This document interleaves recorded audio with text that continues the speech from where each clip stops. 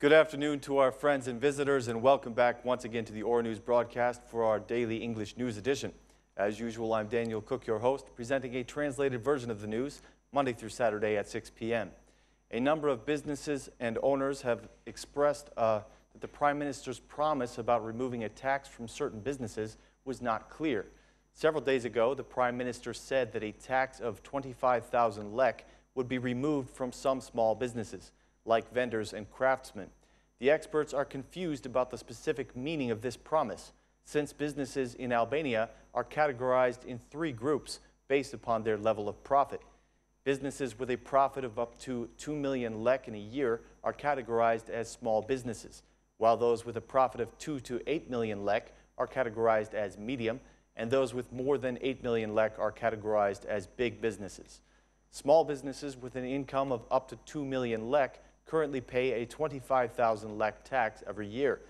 In his promise, the Prime Minister mentioned some categories of businesses that would benefit from the change, but he did not clarify the amount of income businesses would need to have in order to avoid this tax.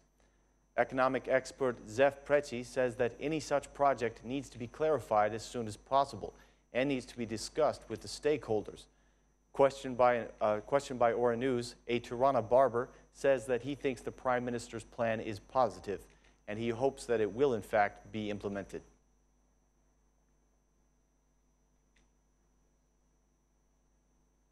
The Bank of Albania has once again reduced its interest rate, this time by 0.25%, bringing it to a new historic low of 1.75%. By this decision, the bank aims to reduce the cost of money and encourage investments in the economy.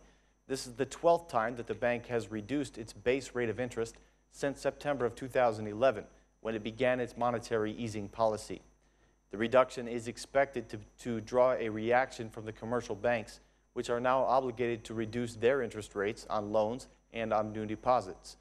What has happened during the past years is that the banks have reacted unilaterally, quickly reducing their deposit interest rates and reducing the interest rates on loans much more slowly, arguing that the economy represents a high risk. This means that there is the possibility of a further reduction of the interest on deposits, which are already at a historic low.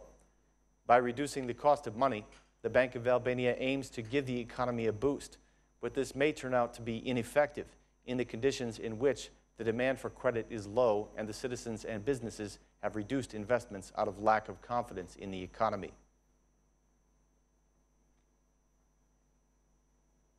The Court of Tirana has decided to leave 3 defendants charged with medical fraud in prison pending their trials. They hold various responsibilities in the pharmaceutical company Omega Group, including the administrator, an IT specialist, and a pharmacist.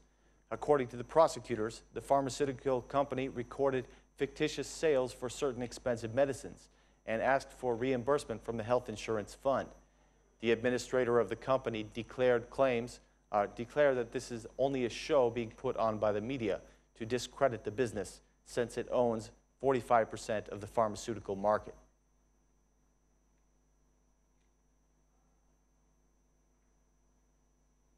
For months now, the opposition has been accusing the Interior Minister of being connected to criminal gangs, primarily with drug traffickers. The Democratic chairman Lulzim Basha made fresh accusations today against the police directors of Gjirokaster and Korca, saying that they too are involved in drug trafficking. He said, "We are publicizing some documents that implicate the Korca and Gjirokaster police directors in drug trafficking. The documents of the internationals prove that they are taking orders from drug traffickers," Basha said. The chairman based his accusations on several international documents, which, according to him, contain a conversation of the Interior Minister. Mr. Basha went on. After the arrest of the Durrës gang, there was a conversation documented in which the minister excuses himself to the gangs, telling them that he was not the one who ordered their arrest. Will Edi Rama be proud of his minister after these facts are published? Basha went on to say that the Albanian state is in decay and is being controlled by the mafia. The Interior Minister Saimir Tahiri has since reacted to these accusations, saying that the opposition and the world of crime are both working against the police. In his words, "I do not want to say that the opposition and the criminal world are related, but they are both against the police.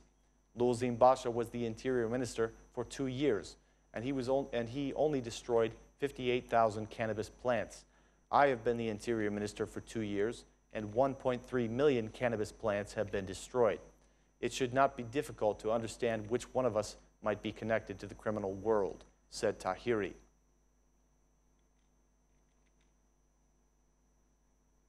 While the draft of the justice reform is being reviewed by the Venice Commission, the Commission on the Justice Reform has organized several meetings all around the country to discuss the constitutional changes. They will also discuss other interventions that will be made in the justice system before the reform is voted on by the MPs. The meetings are expected to begin this month. Meanwhile, the second biggest party of the government, the Socialist Movement for Integration, has asked for a meeting with all parliamentary parties in order to reach an agreement on the main pillars of the reform. The vice chairman of the SMI, Uli Magnani, feels that these meetings are vitally important. According to him, the amendments were drawn up in haste, and they need to be discussed and be made available to the Venice Commission as soon as possible. The Venice Commission is expected to issue a report by the beginning of December, in which it will present its opinions on the justice reform.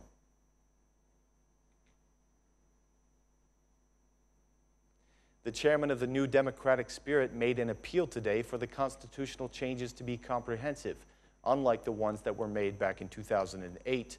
Mr. Topi stated that the changes made to the Constitution in 2008 were unexpected and that the fundamental law should not be changed for the interests of the parties. He said, "Changing the Constitution is a foundation stone, but this cannot be done by only 2 people. This is something that has upset all of us. The constitutional changes of 2008 had negative effects. They produced the tragedy of January 21st, 2011. Since January 21st, we have had a justice system that cannot be called justice.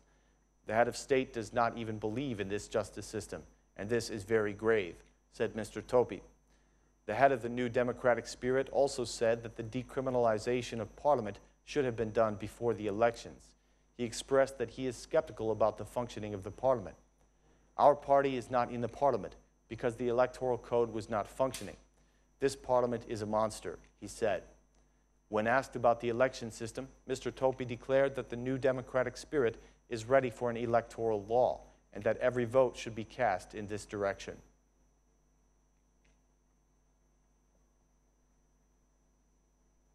The Minister of Agriculture, Edmond Panariti, made a personal inspection today of the work on the bank of the Buno River in Shkodra.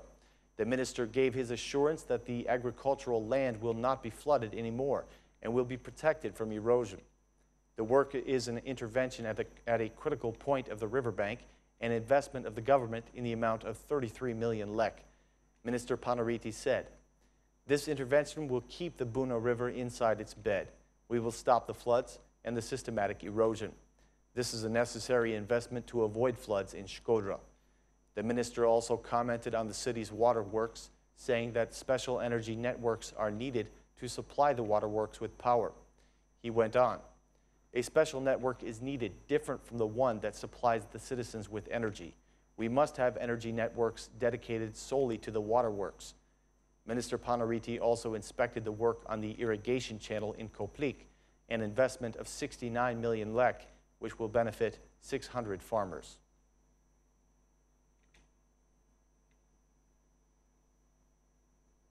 An MP of the Serbian Socialist Party is currently visiting Tirana as part of the panel of judges for the International Film Festival.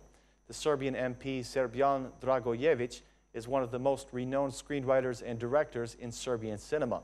In an interview, he commented on the relations between the countries. "When I told people that I was going to Albania, they were so curious, and in fact, I do not understand this curiosity. We are good neighbors, and our relations should continue to be based upon good neighborly relations, and not on a football game," said Dragojevic. The Serbian MP expressed his esteem for Albania's cinematography after seeing 2 of the films that are competing in this year's festival.